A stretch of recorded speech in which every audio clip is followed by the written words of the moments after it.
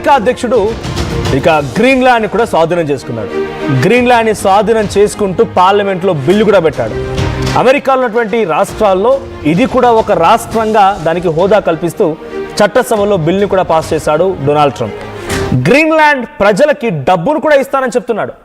ఒక్కో వ్యక్తికి $10,000 నుంచి $1,00,000 వరకు కూడా ఇచ్చే అవకాశం ఉన్నట్టుగా ఆయన మాట్లాడుతున్నారు. తమ భవిష్యత్తు విదేశాలు నిర్ణయించలేవని గ్రీన్లాండ్ ప్రధాని జెన్స్ ఫ్రెడరిక్ ఒకవైపు చెప్తూ ఉండగానే ఈ పరిణామాలు చోటు చేసుకోవడం ఒక్కసారిగా గ్రీన్లాండ్ మొత్తాన్ని షాక్కు గురి చేసింది. సో గ్రీన్లాండ్లో సుమారుగా 57,000 నుంచి 60,000 మంది జనం ఉన్నారంట. అది ల్యాండ్ ప్రకారంగా, డైమెన్షన్స్ ప్రకారంగా చాలా పెద్ద హ్యూజ్ ల్యాండ్ ఏరియానే కావచ్చు, కానీ అక్కడ ఉండే జనాభా ఎంత అంటే కేవలం 60,000 మంది మాత్రమే. It's a territory. యాక్చువల్గా ఇది ఒక ప్రత్యేక దేశం కాదు. గ్రీన్లాండ్ అనేది ఒక ప్రత్యేకమైనటువంటి దేశం కాదు, ఒక territory. So Greenland is under the control of Denmark. So Denmark సంబంధించిన ప్రభుత్వాన్ని నిర్వహించే వాళ్ళే ఇక్కడ కూడా నిర్వహిస్తారు, ఇక్కడ కూడా వాళ్ళే ఆధిపత్యం చలాయిస్తారు. సో టేకింగ్ అన్ ఎగ్జాంపుల్, డెన్మార్క్లో president king Frederick X of Denmark అంటే ఫ్రెడరిక్ 10 ఇప్పుడు అక్కడ డెన్మార్క్లో ఒక రాజులా వ్యవహరిస్తూ ఉండగా ఆయన కింద ప్రధానిలాగా జెన్స్ ఫ్రెడరిక్ ఉన్నారు. సో జెన్స్ ఫ్రెడరికే ఇక్కడ డెన్మార్క్ కూడా ప్రధాని. మీకు ఒక అర్థమయ్యే రీతిలో చెప్పాలంటే India is a combination of 29 states and 7 union territories. అదే మాదిరిగా డెన్మార్క్ కూడా గ్రీన్లాండ్ అనేది ఒక టెరిటరీ. గ్రీన్లాండ్ అనేది డెన్మార్క్లో ఒక భాగం. ఇప్పుడు దాన్ని ఎందుకైనా స్వాధీనపరచుకోవాలనుకుంటున్నాడు అంటే Greenland is very famous for it's rare earth minerals. Rare earth minerals ప్రకారంగా ఆయిల్, గ్యాస్ అండ్ యురేనియం కూడా ఉంది. సో చాలా అద్భుతమైన టూరిజం స్పాట్స్ కూడా ఉన్నాయి. న్యూ పోలార్ సీ రూట్స్ కూడా ఉన్నాయి దాని నుంచి వెళ్ళడానికి. యూరప్, ఏషియా, నార్త్ అమెరికా ఈ మూడింటిని కూడా ఈజీగా వెళ్ళడం కోసం ఒక ట్రేడ్ పాత్గా ఎంచుకోవడానికి చాలా అనువైనటువంటి ప్రాంతం. మీకు మ్యాప్ చూపిస్తాను. పీసీఆర్ వన్స్ అగైన్ ఆ మ్యాప్ ప్లే చేయండి. మ్యాప్లో యునైటెడ్ స్టేట్స్ ఆఫ్ అమెరికా పక్కనే గ్రీన్లాండ్ ఉంది చూడండి. సో ఆ గ్రీన్లాండ్ని కూడా ఆ డేవియస్ స్ట్రైట్, ఇది గ్రీన్లాండ్. సో అటు గ్రీన్లాండ్ పక్కనే ఉన్నటువంటి యుఎస్ దాన్ని ఆక్రమించుకుంటే ఇటు నాటో దేశాలకు ఉపయోగపడుతుంది, టూరిజం ప్రకారం ఉపయోగపడుతుంది. అటు యురేనియం ఉంది, రేర్ ఎర్త్ మినరల్స్ ఉన్నాయి. ఏ రకంగా చూసినా గ్రీన్లాండ్ని స్వాధీనపరచుకోవడంతో ఆర్థికంగా తమను తామే సంపుష్టి చేసుకోవడం తప్ప. ఎస్, హోల్డ్ దిస్, ఈ మ్యాప్ని హోల్డ్ చేయండి. సో ఇక్కడ చూడండి, United states and Greenland. United states and Greenland రెండు పక్క పక్కనే ఉండడంతో గ్రీన్లాండ్ని స్వాధీనపరచుకొని రష్యా, చైనాని ఎదుర్కోవడం కోసం ఒక అవకాశంగా ట్రంప్ భావిస్తున్నారు. ఇంకా ఏం లేదు, ఇక ఆల్రెడీ విలన్ చేసేసుకున్నాడు తన రాష్ట్రంలో.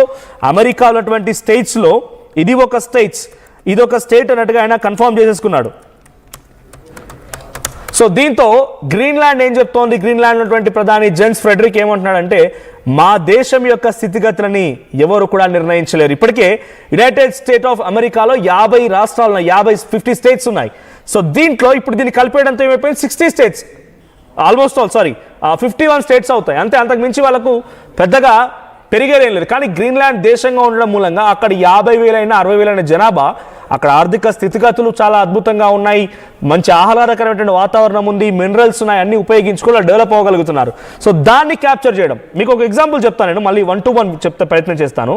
అమెరికా రష్యా ఉక్రెయిన్ యుద్ధం కారణంగా ట్రంప్ వచ్చిన తర్వాత ముందుగా ఉక్రెయిన్లో ఉన్నటువంటి ఎర్త్ మినరల్స్ మొత్తాన్ని కూడా స్వాధీనపరచుకునే విధంగా ముందుగా స్కెచ్ వేసి ఆ ఉక్రెయిన్ రేర్ ఎర్త్ మినరల్స్తో ఒక అగ్రిమెంట్ కుదుర్చుకున్నాడు. జెలెన్స్కీతో అగ్రిమెంట్ కుదుర్చుకొని నేను మీ భూమిలో ఉన్నటువంటి మినరల్స్ బయటికి తీస్తా, నేను వీటిని అమ్ముతాను, నీకు ₹50 నాకు ₹50. మీకు అర్థమవడం కోసం చెప్తున్నాను ఇక్కడ. సో యుక్రెయిన్తో ఒప్పందం అయిపోయింది. ఆ దేశాన్ని మొత్తం ఆర్థికంగా రష్యాకు వ్యతిరేకంగా దాన్ని రెచ్చగొట్టి వాడు డబ్బులని కుప్ప కూలిపోయిన తర్వాత మళ్ళీ వాడి దగ్గరికి డబ్బులు ఇచ్చిన నటించి ఆ దేశం మొత్తాన్ని క్యాప్చర్ చేశాడు. రేర్ ఎర్త్ మినరల్స్ పేరిట యుక్రెయిన్ మొత్తాన్ని కూడా తన కంట్రోల్ తీసుకున్నాడు. యుక్రెయిన్ కంట్రోల్లోకి వచ్చేసింది. ఇక నెక్స్ట్ స్కెచ్ చేసింది టర్కీ పైన. టర్కీకి ఆయుధాలు ఇస్తాను, టర్కీ నుంచి ఏదో తీసుకొస్తా, టర్కీకి అద్భుతమైనటువంటి మినరల్స్ ఇస్తా, ఈ రకాల ఉద్దేశంతో టర్కీని క్యాప్చర్ చేశాడు. ఇకపోతే చిన్న చితక దేశాలు చాలా ఉన్నాయి, నాటో దేశాలు తమ కంట్రోల్ తీసుకోవడం అనేది జరుగుతూనే ఉన్నాయి. కట్ చేస్తే పాకిస్తాన్, ఇండియా పాకిస్తాన్ యుద్ధం నేపథ్యంలో ఇండియాపై ఏ రకంగా కూడా పాకిస్తాన్ గెలవదు. ఆ పాకిస్తాన్ కుప్ప కూలిపోతుందని మొత్తం గమనించిన ట్రంప్ అది మొత్తం కుప్ప కూలిపోవడం కావాలి ఆయన కూడా. అప్పుడు పాకిస్తాన్ ఉన్నటువంటి కొన్ని పెట్టుబడులు తీసుకోవడం, పాకిస్తాన్లో పోర్టును స్వాధీనపరచుకోవడం, పాకిస్తాన్లో రేర్ ఎర్త్ మినరల్స్ పేరిట అక్కడ కొన్ని పెట్టుబడులు పెట్టడం, ఆయిల్ రిజర్వ్స్ పెట్టుబడులు పెట్టడం, ఇవన్నీ రకరకాలుగా పాకిస్తాన్ మొత్తాన్ని క్యాప్చర్ చేశాడు. సౌదీని క్యాప్చర్ చేశాడు, ఖతర్ని క్యాప్చర్ చేశాడు, తర్వాత ఇరాన్ని క్యాప్చర్ చేసే ప్రయత్నం ఇప్పుడు చేస్తూ ఉన్నాడు. వెనిజువెలాని క్యాప్చర్ చేశాడు. వెనిజువెలా అధ్యక్షునికంగా ఒక నిర్బంధించి పట్టుకొచ్చేశాడు. ఇలా ఒకటి కాదు రెండు కాదు మొత్తం క్యాప్చర్ చేస్తాడు. ఆయన దేశ సంరక్షణ కోసం, తన దేశాన్ని తాను కాపాడుకోవడం కోసం. అందుకే మన ఇండియాకి అద్భుతమైనటువంటి ఒక ఏజెన్సీ ఉంటుంది, రా. ఈ రా ఏజెన్సీ ఏం చేస్తుంది? మన దేశం లోపల శత్రువులతో దేశంలోటువంటి సంస్థలు, న్యాయస్థానాలు, చట్టాలు పోరాడతాయి. కానీ దేశం బయట ఉన్నటువంటి శత్రువులు ఎవరు పోరాడాలి? రా పోరాడుతుంది. ఆ రకంగానే అమెరికా అధ్యక్షుడు ఏం చేస్తున్నాడంటే దేశంలో శత్రువులను కాపాడుతూ అణచివేస్తున్నా, తొక్కిపాడేస్తున్నా, పంపించేస్తున్నా. అందుకే H1B వీసా దేశం లోపల పోరాడుతున్నాడు, దేశం బయట కూడా పోరాడుతున్నాడు ఆయన. H1 వీసాపై నియంత్రణ, తర్వాత E5 వీసాపై నియంత్రణ, ఇలా ప్రతి దాంట్లో కూడా ఇమిగ్రేషన్ చట్టాల మార్పు, సోషల్ మీడియాల పేరిట వీసాలు క్యాన్సిల్ చేయడాలు, ఒకటి కాదు రెండు కాదు అన్నిటిని నియంత్రించి లోపల దేశం వారందరినీ కూడా బయటికి పంపించేసి బయట దేశాలని క్యాప్చర్ చేస్తే అట్ ఏ టైం రెండు వర్కౌట్ అవుతున్నాయి. ఏడాదిలోనే ఎంత విధ్వంసం చేయగలిగాడు ట్రంప్ అంటే లోపల బర్త్ రైట్ సిటిజన్షిప్ క్యాన్సిల్ చేయడం అండి.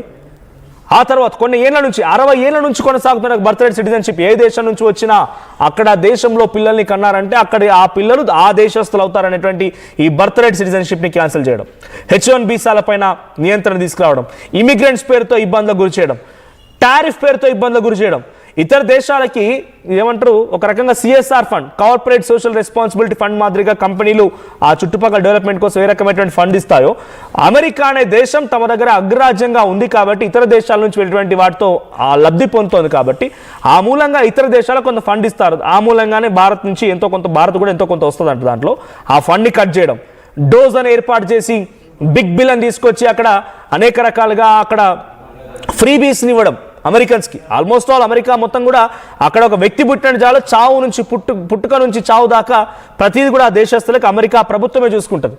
ఆ మాదిరిగా ఉన్నటువంటి దేశంలో ఇంకా ఫ్రీబీస్ని యాడ్ చేయడం, డోజ్ని ఏర్పాటు చేసి అనేక పథకాల్ని కట్ చేయడం, ప్రభుత్వ ఉద్యోగులు తొలగించడం, ఎమర్జెన్సీ సిచ్యువేషన్ వచ్చింది మన అమెరికాలో. ఎమర్జెన్సీ సిచ్యువేషన్ వచ్చింది, కాంగ్రెస్ని లెక్క చేయకపోవడం. అమెరికాలో కాంగ్రెస్ అంటే రాజ్యసభ లాంటిది. సో దాన్ని లెక్క చేయకపోవడం, ఎమర్జెన్సీ సిచ్యువేషన్ తీసుకురావడం, ఇలా ఒకటి తర్వాత ఒకటి లోపల అంతర్యుద్ధాలు జరుగుతూనే ఉన్నాయి. పక్క దేశాలని క్యాప్చర్ చేస్తున్నాడు. గ్రీన్లాండ్ని క్యాప్చర్ చేయడం, వెనిజులాని క్యాప్చర్ చేయడం, ఉక్రెయిన్ని క్యాప్చర్ చేయడం, పాకిస్తాన్ని కంట్రోల్లోకి తీసుకోవడం, సౌదీని కంట్రోల్లోకి తీసుకోవడం, టర్కీని, ఖతర్ని, ఇజ్రాయెల్ని ఒక రకం కూడా కంట్రోల్లోకి తీసుకున్నాడు. ఇజ్రాయెల్ ఇండిపెండెంట్గా ఉన్నప్పటికీ ఇజ్రాయెల్ సపోర్ట్ ఆయనకు కావాలి. ఇస్లామిక్ దేశాలపైన ఎప్పటికైనా ఆయన పోరాడాలంటే ఆ ఇజ్రాయెల్ లాంటి దేశం కావాలి ఆయనకి. దాన్ని వాడుకుంటున్నాడు ఆయన. సరే ప్రతిదీ కూడా తను చెప్పేటువంటి మాటలు చర్యలు మొత్తం కూడా ఒక విపత్కర పరిస్థితికి దారితీస్తున్నాయి, ప్రపంచ అశాంతికి దారితీస్తూ ఉన్నాయి. సో గ్రీన్లాండ్ ఇప్పుడు స్వాధీనపరచుకోవడానికి ప్రధానమైన కారణం చైనా, రష్యా తన దేశాన్ని అధిగమించే అవకాశం ఉంది. రష్యా యుద్ధ సామగ్రి పరంగా ముందుకు పిస్తున్నారు. పీసీఆర్ వన్స్ అగైన్ ఆ మ్యాప్ ప్లే చేయండి. మ్యాప్లో యునైటెడ్ స్టేట్స్ ఆఫ్ అమెరికా పక్కనే గ్రీన్లాండ్ ఉంది చూడండి. సో ఆ గ్రీన్లాండ్ని కూడా ఆ డేవియస్ స్ట్రైట్, ఇది గ్రీన్లాండ్. సో అటు గ్రీన్లాండ్ పక్కన ఉన్నటువంటి US దాన్ని ఆక్రమించుకుంటే ఇటు నాటో దేశాలకు ఉపయోగపడుతుంది, టూరిజం ప్రకారం ఉపయోగపడుతుంది, అటు యురేనియం ఉంది, రేర్ ఎర్త్ మినరల్స్ ఉన్నాయి. ఏ రకంగా చూసినా గ్రీన్లాండ్ని స్వాధీనపరచుకోవడంతో ఆర్థికంగా తమను తామే సంపుష్టి చేసుకోవడం తప్ప. ఎస్ హోల్డ్ దిస్, ఈ మ్యాప్ని హోల్డ్ చేయండి. సో ఇక్కడ చూడండి యునైటెడ్ స్టేట్స్ అండ్ గ్రీన్లాండ్.